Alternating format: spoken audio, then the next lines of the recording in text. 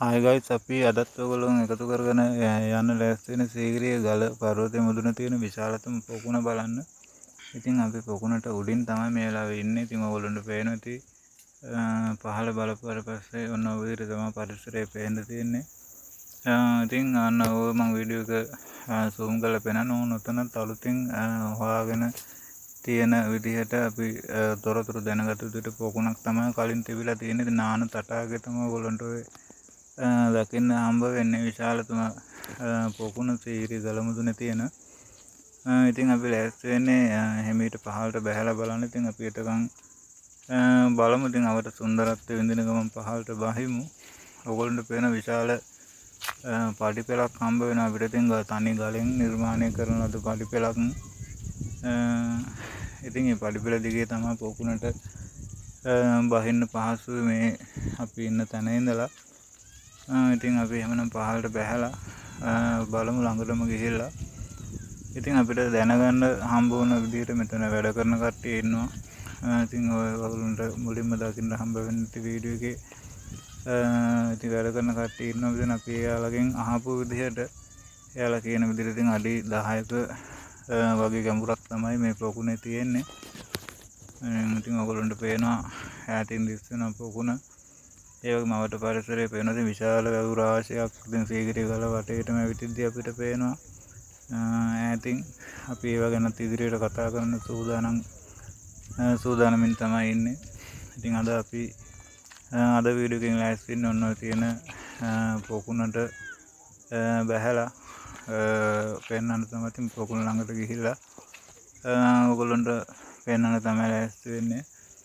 ඉතින් ඔයගොල්ලන්ට පේන බටයක් දාලා තියෙනවා. ඉතින් මොකද්ද කියලා හිතෙනවා ඇති. ඉතින් ඔය බටේ දාලා තියෙන්නේ දැනට මේ සීගිරිය උගල උඩ යම් යම් සංරක්ෂණ කටයුතු එහෙම නැත්නම් නඩත්තු කටයුතු සිදු වෙමින් පවතින අපි මේ ගියපු දවස් ටිකේ. ඉතින් ඒවට දාපු වර්තමානයේ දාපු බටයක් තමයි ඒගොල්ලෝ දැක්කේ. ඉතින් ඔන්න ඔය විදිහට තමයි යන්න තියෙන්නේ. ඉතින් බොහොම පරිස්සමෙන් යන්න ඕනේ. ඉතින් අද උදේ නම් අපි උදේ තමයි ආවේ අද ගල මුදුනට. ඉතින් උදේ නම් බොහොම වෙනස් පරිසරයක් තමයි තිබෙන්නේ. මේ වෙලාවේ නම් හොඳටම අවුව. ඉතින් උදේ නම් ඔයගොල්ලන්ට මට වීඩියෝ එක අරගෙන එන්න බැරි වුණා. ඒ තරම් ගල සම්පූර්ණ මීදුමෙන් වැහිලා තිබ්බ ගල සහවට පරිසරය.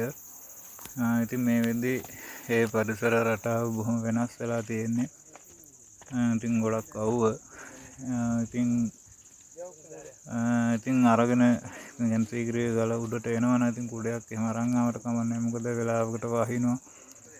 ඉතින් මේ වැඩ කරන කට්ටිය කියපු විදිහට ඊයේ පෙරේදා මේ දවස් කීපෙම හොඳටම බැහැලා තියෙනවා සීගිරිය ප්‍රදේශයට සහ සීගිරිය මේ පර්වතයේ මුදුනට හොඳටම වැහැලා තියෙනවා. ඉතින් වැස්සොත් ඉතින්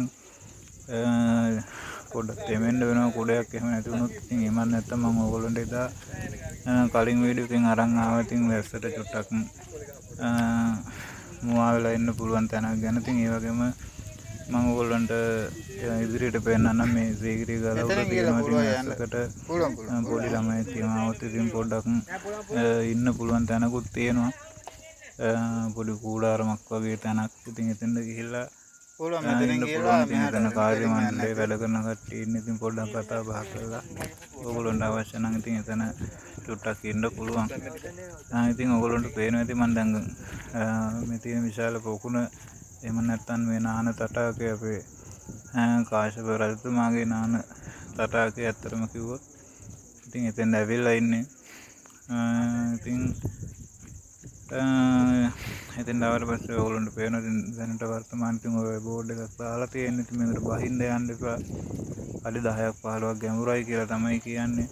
ඒ වගේම තමයි මේ ගල් උඩ ඇවිදින්න මේවට හානි කරන්න යන්න එපා. මොකද අපි මේ දේවල් අපේ ඉදිරි අනාගත අපේ ඊළඟ පරම්පරාවට ඉතුරු කරන්න ඕනේ. මේවා අපේ මුතුන් මිත්තන් විසින් නිර්මාණය කරන ලද දේවල්.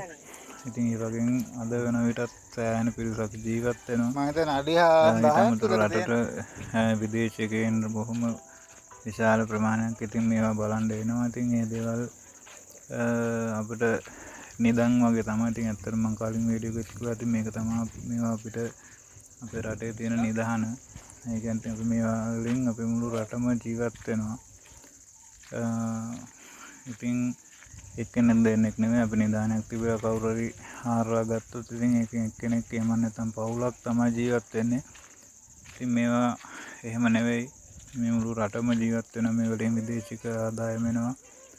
ඉතින් ඒ වගේම තමයි මේ වල වැඩ කරන සේවකයෝ මේ පුරාවිද්‍යා දෙපාර්තමේන්තුව සහ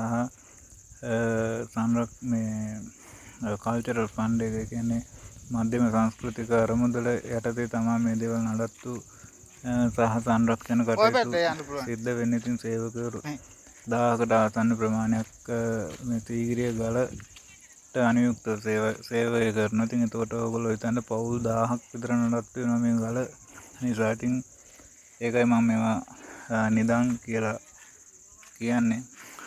ඉතින් එහෙමනම් අපි ආයෙත් දවසක මීට වඩා හොඳ ලස්සන වීඩියෝ එකකින් ගල මුදුනේ සහ අවට පරිසරය බලන්න සහ කතා කරන්න එකතු වෙමු. එතකන් හැමෝටම සුබ අනාගතයක්.